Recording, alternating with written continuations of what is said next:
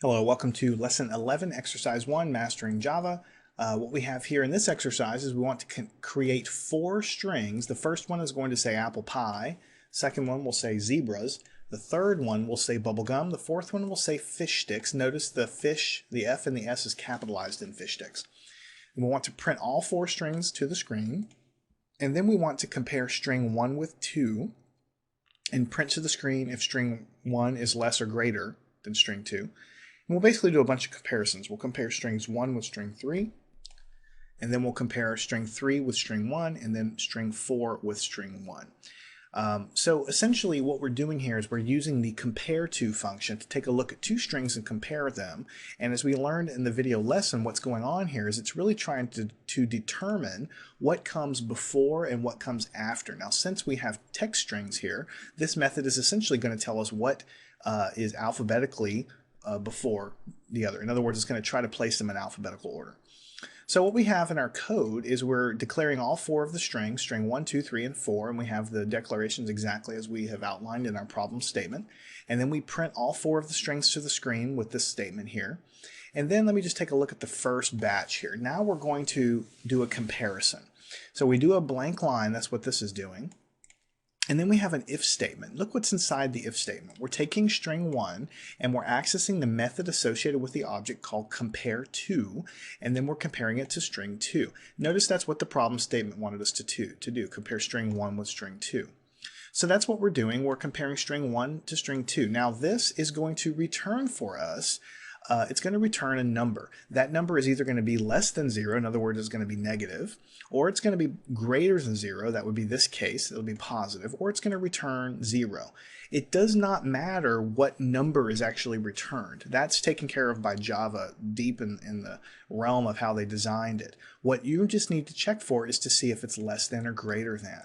If string 1 compares to string 2 and you get a negative number back, then it means that string 1 is less than string 2.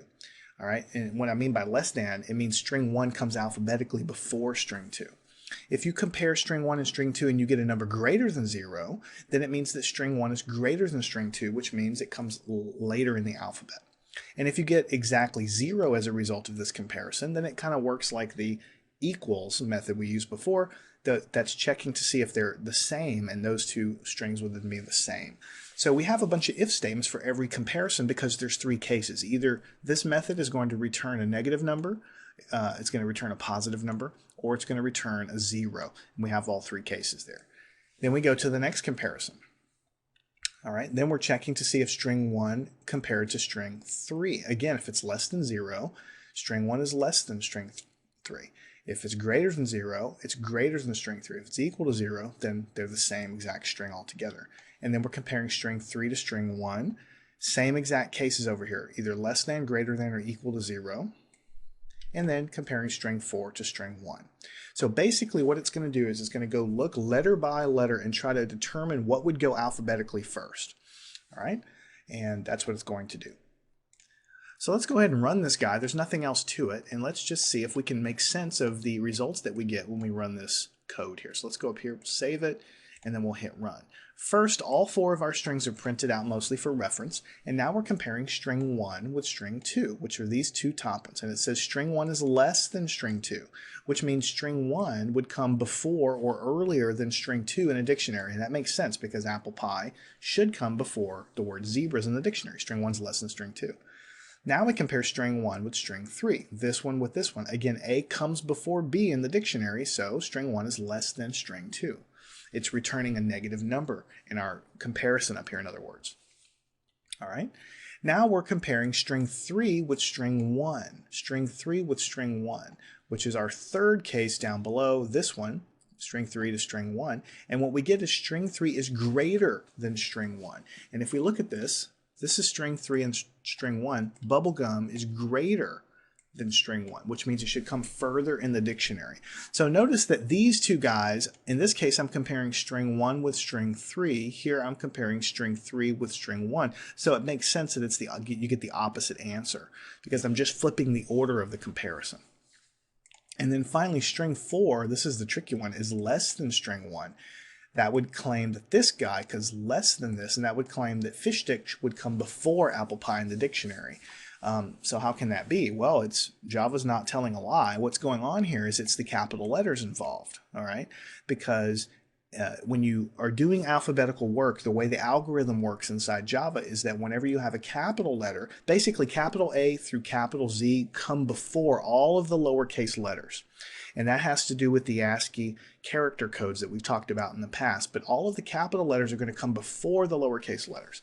So A through Z capital come before A through Z lowercase. And that's why this would come before this in the dictionary. And we can go and test that real quick. If we change this fish sticks to lowercase f, and just to make it consistent, lowercase s, then this less than should change to a greater than. Let's see if it does. String 4 is greater than because, of course, fish sticks would come after apple pie. Let's go ahead and take that back. And let's play with this a little further. Let's see what else we can do. Well, for the very first comparison, I'm comparing string 1 with string 2, which are these two guys. So I'm comparing apple pie and zebras. So temporarily, let's just take zebras and let's put apple pie over it. So these two strings are exactly equal. Let's see how this first comparison changes. And it says string 1 is the same as string 2. So I'll go ahead and put that back the way it is, zebras. So this was basically an exercise in getting you to understand how to use the compare to method that's available for all strings. And mostly you would use it for alphabetizing. It's very, very common. What if you were writing an address book application and you have a lot of information in your database and then you want to print it to the screen or print it to your printer and you want to alphabetize it? Well, you could create your own subroutine to go and figure out if apple pie comes before Z in the dictionary. You could do that with the ASCII character codes. You could write that algorithm, but that algorithm has already been written. All you have to do is then do a bunch of comparisons and see what comes before, everything else. And the way you can do that, one way, is to do the compare to. So you could create a loop that would go through and compare the first string with all the other ones, and you would end up creating an ordering. When you use this comparison method, you're only going to get one of three answers back. Either you're going to get a 0 back, in which case they're equal.